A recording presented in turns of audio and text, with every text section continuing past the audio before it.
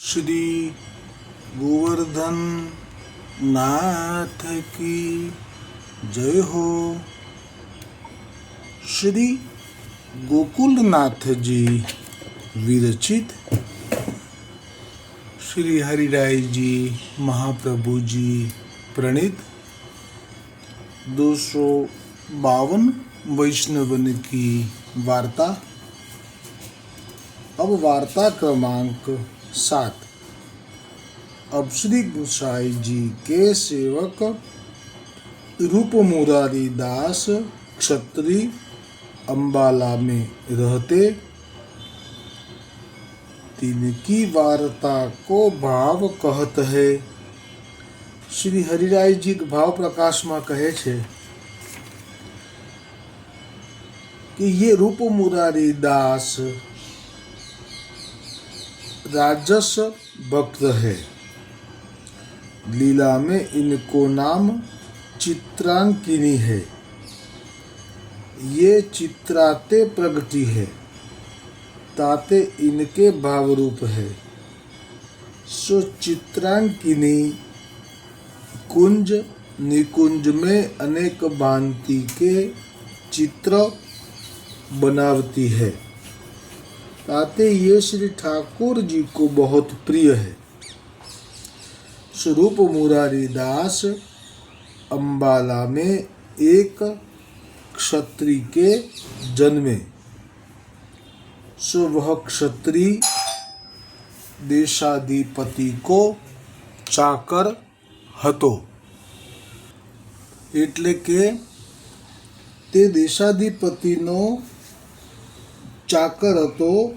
सो देशाधिपति के साथ शिकार में जातो। सो देशाधिपति એટલે अकबर बादशाह। सो देशाधिपति उन ऊपर बहुत प्रसन्न रहतो। पाछे ये वृद्ध भयो। तब रूप मुरारी दास को अपने संग राखन लाग्यो। सो रूप मुरारी दास शिकार में संग रहते। पाछे कछुक दिन में वह क्षत्रिय मर्यो। तब देशाधिपति ने रूप मुरारी दास को चाकरी में राखे। હવે શ્રી ગોકુલનાથજી કૃપા કરી વાર્તા પ્રસંગ એકનું દર્શન કરાવે છે। સ્વ રૂપ મુરારી દાસ देशाधिपति के चाकर रहे।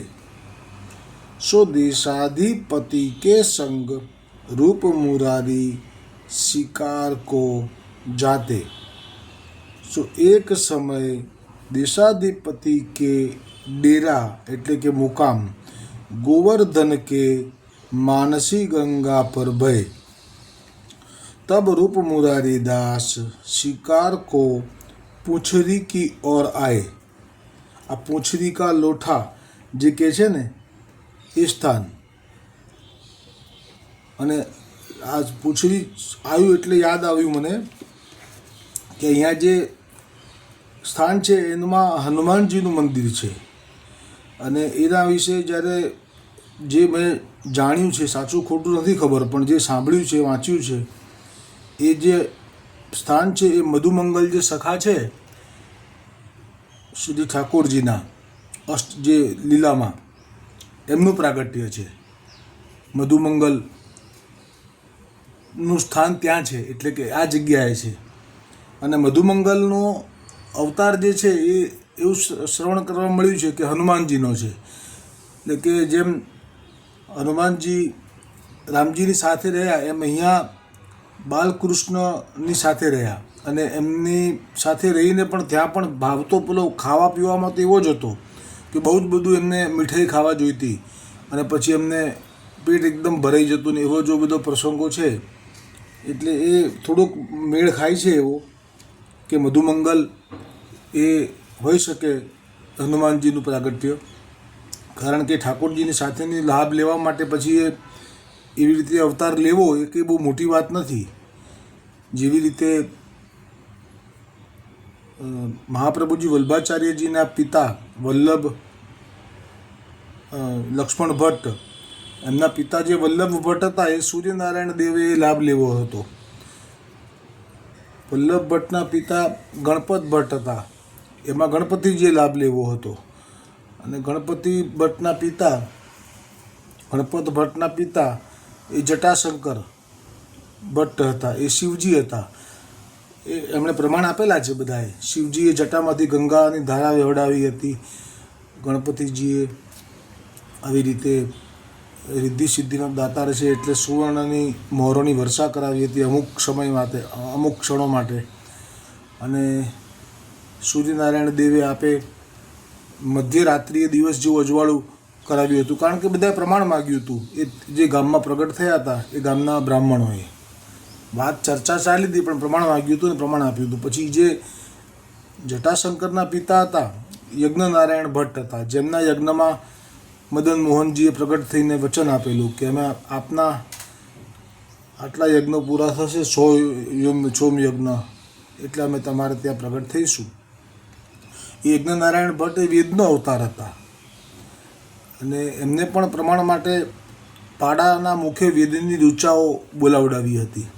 એટલે આમાં કંઈ એવું આશ્ચર્ય ન કરવું કે મધુમંગલ શું હનુમાનજી હોઈ શકે. આ મેં શ્રવણ કર્યું છે ને આ જે છે કહું છું, પણ મૂળ વાત છે મધુમંગલનો. અહીંયા પણ જે ભાવ છે એ પણ અલગ પડે છે. સગા ભાઈઓ છે બંને.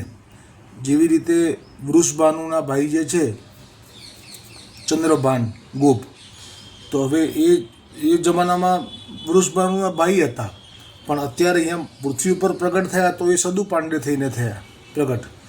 અને જે મધુમંગલ હતા એ અહીંયા સદુ પાંડેના ભાઈ જે છે, કયા પાંડે ભૂલી ગયો, એ રીતે પ્રગટ થયા. બંને સગા ભાઈઓ થયા.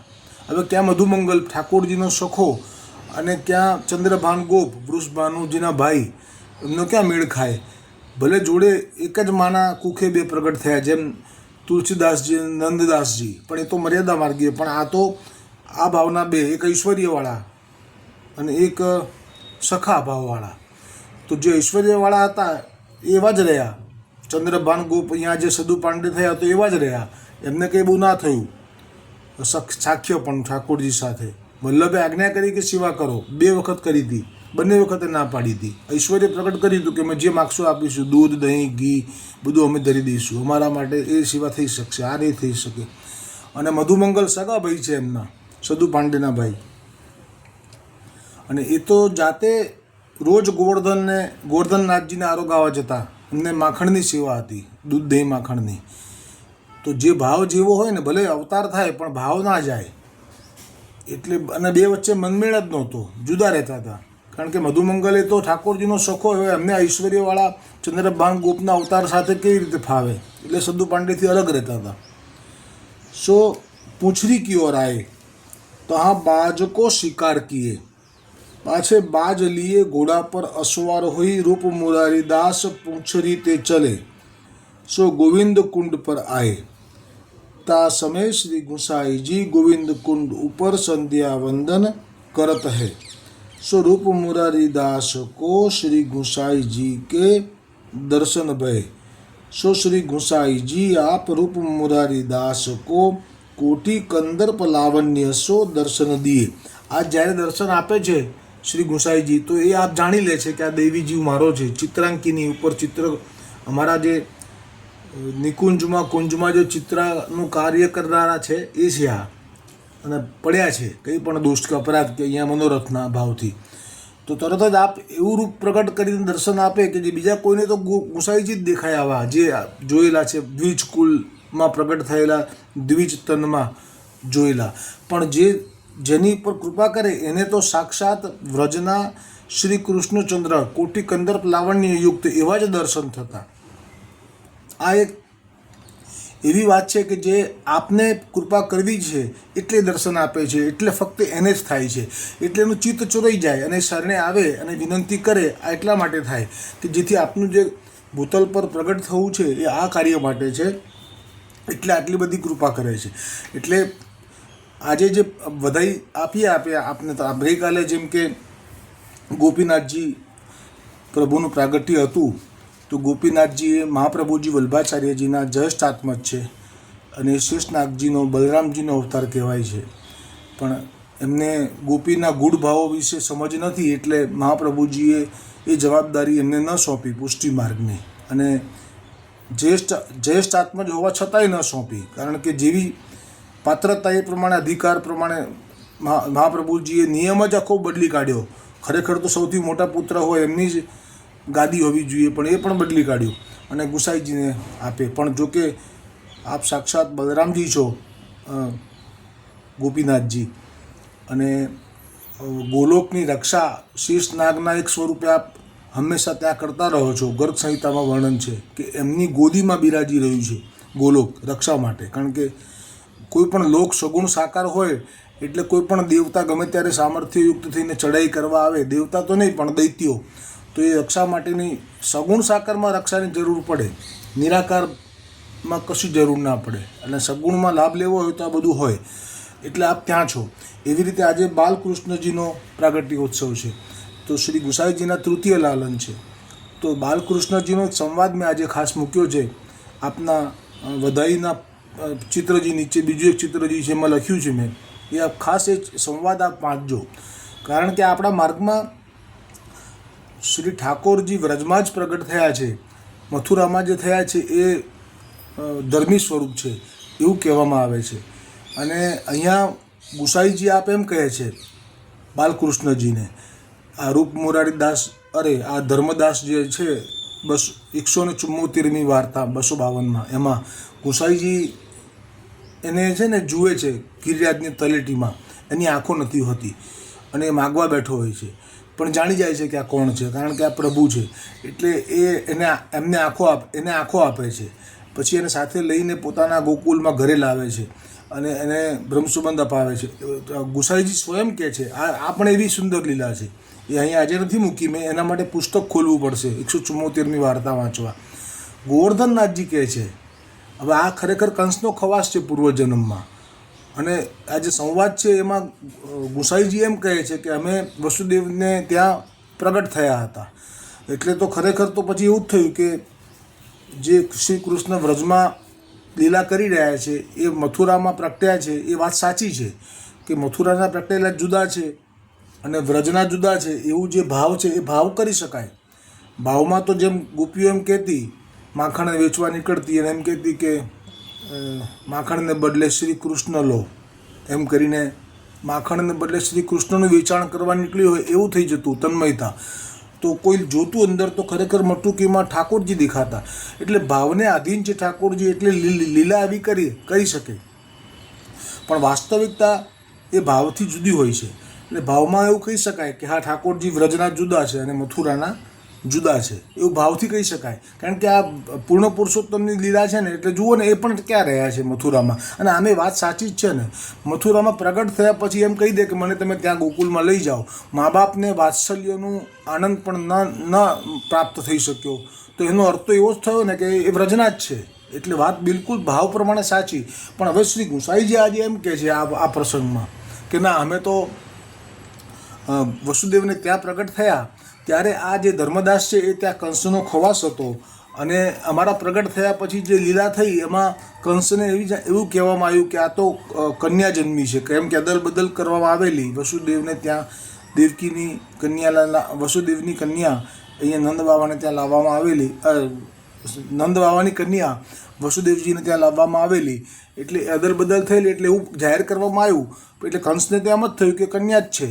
પણ નારદ મુનિ આવીને જ્યારે વાત કરી પાછળથી કે ના, તારી સાથે તો છલ કપટ થયું છે, તો કંસે બરાબર તપાસ કરી કે આ છલ કપટમાં કોણ કોણ હતું, તો આ હતો કંસનો ખવાસ, અને એને કતલ કરી. તો ગુસાઈજીએ કહ્યું કે અમે ત્યાં પ્રગટ્યા ને અમારા માટે એણે જૂઠું બોલ્યો, એટલે અમારો એમના માટે એક ઋણ હતું અમારા માથે, અને અમારો સ્નેહ એને હતો, એટલે અમે એને આંખો પણ આપી, અમારા ઘરે પણ લાવ્યા બ્રહ્મસંબંધ માટે. હા, જો બ્રહ્મસંબંધ માટે જેવા ટૂંકમાં લઈને આવ્યા ને, અને જ્યાં એ સેવા માટે ગોવર્ધનનાથજીની સન્મુખ થયા ને, એ વખતે સાક્ષાત શ્રી ગોવર્ધનનાથજીએ જ કહી દીધું કે સારું થયું તમે એને આંખો આપી, હવે એને બ્રહ્મસંબંધ બી આપો, અને શરણે પણ આનો અંગીકાર પણ કરો. આ શબ્દો ગોવર્ધનનાથજીના. તો તો ગોવર્ધનનાથજી જ્યારે આ શબ્દો શ્રી મુખે ગુસાઈજીને કહી દે કે એને શરણે પણ લઈ લો, તો પછી તો વાત આ જે સંવાદ છે ગુસાઈજીનો કે અમે વસુદેવને ત્યાં પ્રગટ થયા હતા, એ બધું એકદમ પછી આમાં ક્યાંય શંકા કરવાનો અર્થ જ નથી રહેતો, કારણ કે આ શ્રી ગોકુલનાથજીનું દર્શન છે જે કરાવ્યું છે લીલાનું. પણ છતાંય ભાવમાં ડૂબેલા રહેવું હોય તો જરૂરથી એવું કહી શકાય કે વ્રજના ઠાકોરજી એ ત્યાં પ્રગટ્યા છે અને મથુરાના ઠાકોરજી એ તો ધર્મી સ્વરૂપ છે. હવે શ્રી ગુસાઈજી આપ रूप मुरारी दास को कोटि कंदर्प लावण्य रूप सो दर्शन दिए, सो रूप मुरारी वही शिकारी साज पहिरे आई के श्री गुसाई जी को दंडवत करे. पाछे रूप मुरारी ने श्री गुसाई जी सो विनंती करी, जो महाराज मेरी तो यह अवस्था है, जीवो तेवो पण तारो हाथ पकड़ प्रभु मारो. जेवो छू आवो छू. जो शिकारीना कपड़ा हता પહેરેલા અને બધું ખરડાયેલું હોય, બાજને મારીને આવ્યા છે, બાજ પણ પોતાના હાથમાં છે મરેલો. और अब तो मैं आपकी शरण आयो हूँ, ताते आप मेरो अंगीकार करिए. तब श्री गुसाई जी रूप मुरारी दास सो कहे, जो तू स्नान करियाऊँ हम तेरो अंगीकार करेंगे. तब रूप मुरारी दास कपड़ा उतारी के अति प्रसन्नता सो गोविंद कुंड में ज स्नान करी श्री गुसाई जी पास आई, दंडवत करी प्रभु के सन्मुख ठाड़े रहे. पाछे श्री गुसाई जी व रूप मुरारी दास को कृपा करी के नाम सुनाए. तब रूप मुरारी दास और वस्त्र पहरी, और वस्त्र बीजा वस्त्र पहरी श्री गुसाई जी के साथ ही श्री गोवर्धन पर्वत पर आई, श्रीनाथ जी के मंदिर में जाई बैठे. पाछे समय भयो, तब श्रीनाथ जी ने दर्शन रूप मुरारी दास श्रीनाथ जी के दर्शन रूप मुरारी दास ने किए. ता पाछे श्री गुसाई जी श्रीनाथ जी को अनुसर कराई, एटले के श्रीनाथ जी को अनुसर कराई. पर्वत ते नीचे पधारी, आपू भोजन करी, आपू ही रूप मुरारी दास आगे पातर धरी.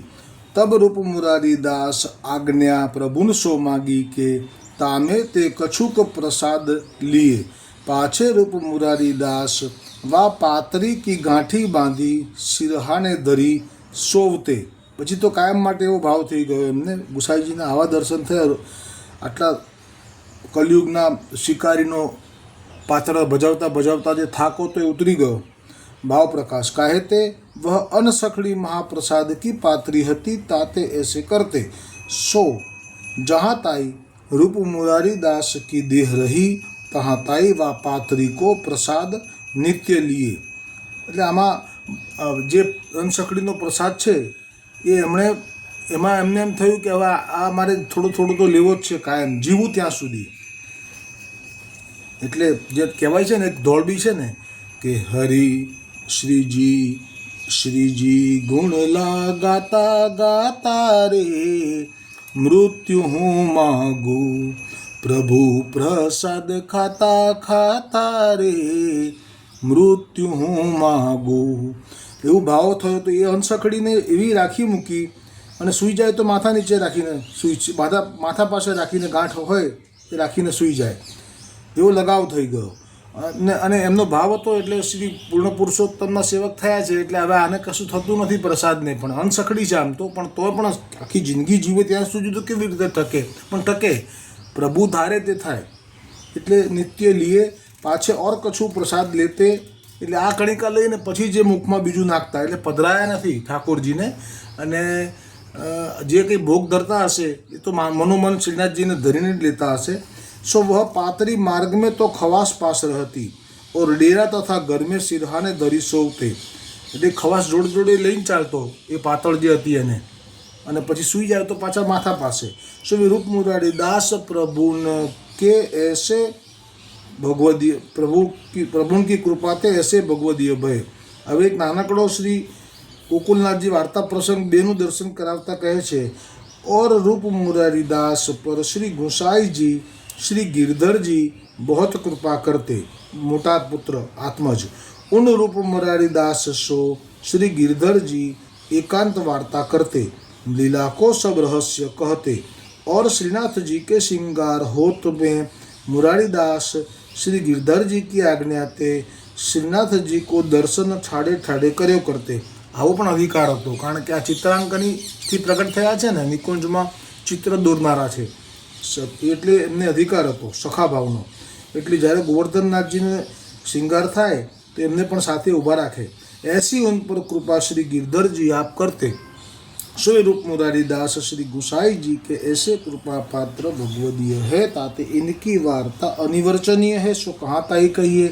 આવતીકાલે વાર્તા પ્રસંગ 8 આવશે, જે શરૂ થશે, જે શ્રી ગુસાઈજીના સેવક માધવદાસ ક્ષત્રિય કાબુલમાં અફઘાનિસ્તાનમાં રહેતા, તે પ્રસંગ કાલે. શ્રી ગોવર્ધનનાથ કી જય હો, શ્રી ગુસાઈજી પરમ દયાલ કી જય હો.